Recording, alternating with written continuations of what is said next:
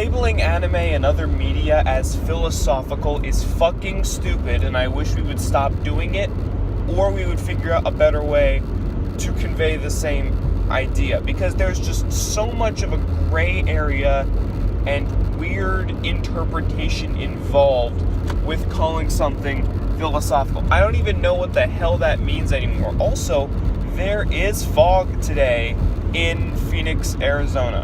Why is there fog on the highway? Were the fireworks that bad? My God, did we set off that many fireworks last night? It's only... okay. Anyway.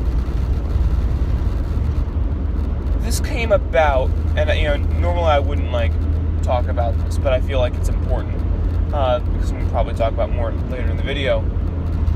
This came about last night. This thought came about last night because I was watching Gigguk's Anime in 2017 video. Highly recommend his anime in series if you haven't already seen it. He's hilarious. I've been with him since the first one. It's one hell of a ride. But he gave one of my favorite shows of last year, Girls Last Tour. In fact, it was either my second favorite or my favorite of last year, Girls Last Tour.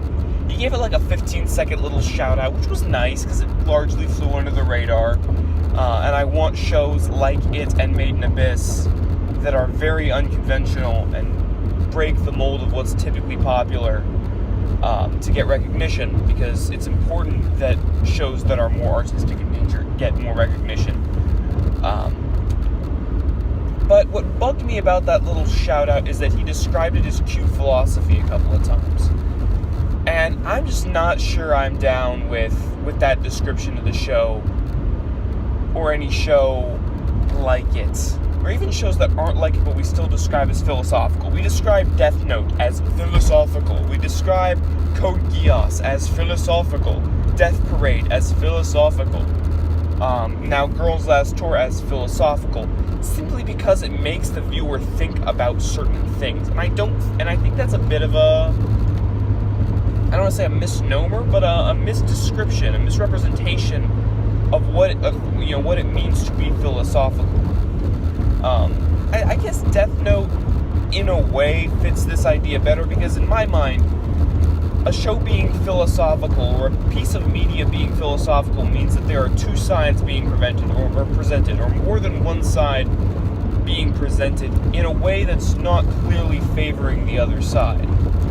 I think in Death Note, multiple times it's pointed out that what Light's doing is pretty fucked up, and that L is pretty well in the right trying to stop him, but there are also things that L does that are pretty fucked up. That's philosophical. You have two equal sides and equal arguments being made, or at least relatively equal. There is merit to both sides, is what I'm saying, in something that is philosophical. Because in philosophy, at least how I think the general consensus of philosophy is taken to mean, by that I mean, I'm pretty sure that the general consensus of what philosophy is supposed to represent is, Aristotle, Plato, Socrates, the Western idea of philosophy. These guys who would sit in the middle of Greece is a country, in the middle of Athens, in the middle of Rome, and just sit and talk with people about things. That's philosophy, by and large. That's what we learned in school. And I think that's what the general definition of it is mentally. Because you have Aristotle or Plato, Socrates. I'm going to say Aristotle for this case. And Aristotle presenting an idea, saying that the other person is fucking wrong, because that's what Aristotle did. Somebody would be like, hey, I have this idea, and Aristotle's like, no, you're fucking wrong, and I'm going to tear you down in an entire dialogue here.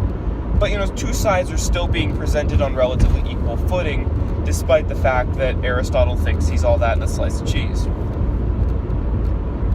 I don't think Girls Last Tour is that, and I don't think that a lot of shows that we describe as philosophical are that. Girls Last Tour, there are not two sides being presented. It is very staunchly anti-war. It is very staunchly anti-nuclear. It is very staunchly anti-AI. Or maybe not anti-AI. I think that might be taking it a little bit far, especially with the Dekaiatsu episode. where they save the fish. But those first two definitely still apply. Anti-nuclear, anti-war.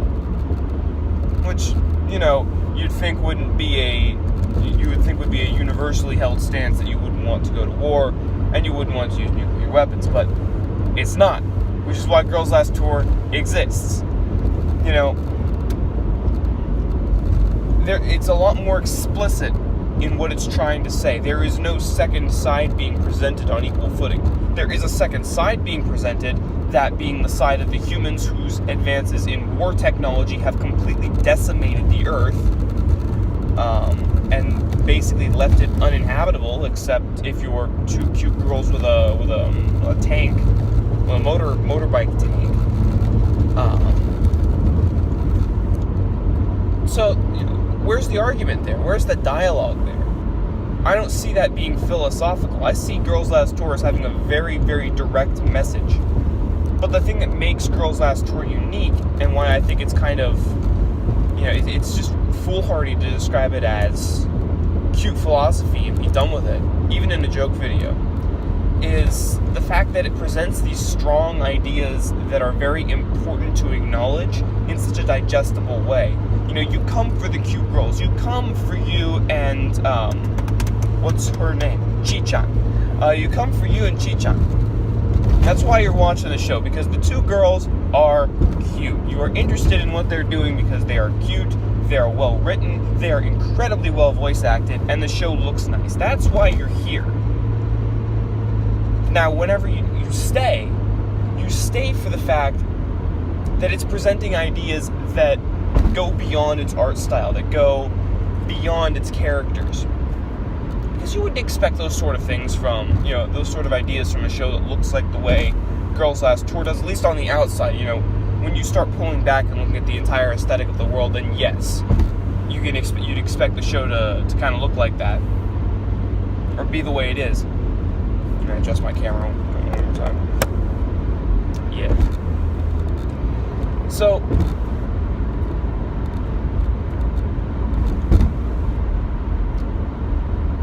digestibility. It allows the viewer to, instead of being bombarded with a bunch of loud ideas like you would in, say, a Code Geass, where Lelouch is very loudly making his point, or Suzaku would be very loudly making his point, or in Death Note, where Light and L are very loudly making their points. You have this sort of contemplative atmosphere that almost lulls you to sleep as a viewer, but doesn't, and keeps you interested just long enough, and just strongly enough to be invested in the show and to learn things, to explore that idea, and to see for yourself if it is something that you support. That's what makes that show so special, not the fact that it's philosophy, it's philosophy with cute girls. It's deeper than that. And while I get that it's a joke video, and I totally understand that, I feel like there are better ways to describe Girls Last Tour in 15 seconds than to say it's cute philosophy. That's just my beef.